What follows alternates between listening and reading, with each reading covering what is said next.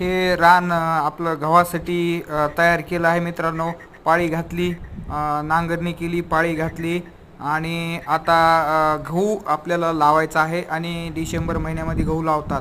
तर त्यासाठी आपल्याला आता ओळी सऱ्या मारून घ्याव्या लागतील. तर त्या सऱ्या मारण्याचं काम या ठिकाणी आपलं चालू आहे आणि एकदम सरळमध्ये अशा सऱ्या आपण इथं मारणार आहोत आणि याच्यामध्ये आपण लावणार आहोत टोकन पद्धतीने गहू. आणि मग गहू नंबर एकच येईल. मग गहू नंबर एक आला की आपल्याला पाणी द्यावे लागतील. आणि यंदा थंडी तर मित्रांनो खूपच चांगली आहे. मग ह्या थंडीचा फायदा आपल्याला ह्या गव्हासाठी खूपच नक्कीच होणार आहे. मग आपण इथं आता सऱ्या मारण्याचं काम, चांगल्या सऱ्या पडायल्यात आणि माती चांगली लागायली, त्याच्यामुळे आपल्याला पाण्याचं व्यवस्थापन पण चांगलं करता येईल. आणि ह्या वेळेस आपल्याला इथं ह्या सऱ्या मारून झाल्या की लगेच आता दुपारून लगेच आपल्याला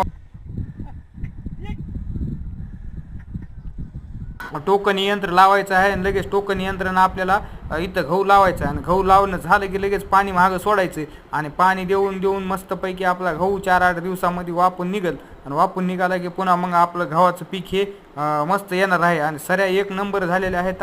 आणि सऱ्याला आपल्याला काहीच गरज लागली नाही आणि रान एवढं मस्त झालं होतं.